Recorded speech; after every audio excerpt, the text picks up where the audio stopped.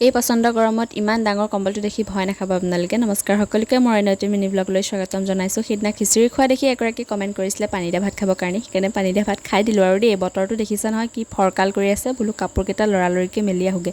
একদম কাপোৰ সদায় সদায় ওলাই, তো সেয়াই আৰু মেলিবলৈ আহিলোঁ। ছোৱালীৰ কাপোৰ যিহেতুকে থাকেই আৰু ল'ৰা ছোৱালী জানেই, ল'ৰা ছোৱালী থকা ঘৰ নহয় জানো, নিজৰ কাপোৰ ল'ৰা ছোৱালী কাপোৰ মানে। তো সেয়াই আৰু কাপোৰ কানি মেলি মই গ'লোঁ ৰুমলৈ। তাৰপাছতে লৈ আহিছোঁ এই বৃহৎ কম্বলটো, মানে ঠাণ্ডা দিন নহ'লে এতিয়াও বহুত দিন আছে ন, সেইটো কাৰণে মাজে মাজে কম্বল চম্বলবোৰ আমাৰ ৰ'দ দেখুৱাই থাকিব লাগে, নহ'লে কিবা কিবি সোমাই মেলি কাটি মেলি দিলে কি হ'ব। সেইটো কাৰণে মাজে মাজে ৰ'দ দেখুৱাই থাকোঁ।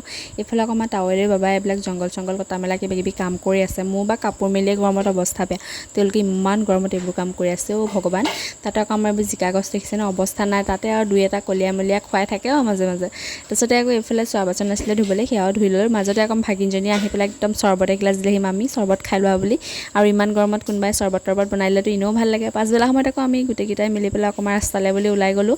তাৰপিছত গা চা ধুই মেলি আজৰি গধূলি, আৰু ছোৱালী যিহেতুকে সোনকালে শুবলৈ বিচাৰে, সেইটো কাৰণে বিছনা পত্ৰ পাৰি তাইকো শুৱাই দিলোঁ। আৰু আমাৰ ভাগিনকেইটা কাইলৈ যাবগৈ, সেইটো কাৰণে মানুহজনে আমাৰ মাংস চাংস দি পঠিয়াইছিলে। তো বনাই মেলি আজৰি হ'ল, তাৰপিছত মাংস দি পঠিয়াইছিলে। জানেনে ইমান অশান্তি লাগে। তো আজি মিনি ব্লগটো কেনেকুৱা পালে জনাব। আজিলৈ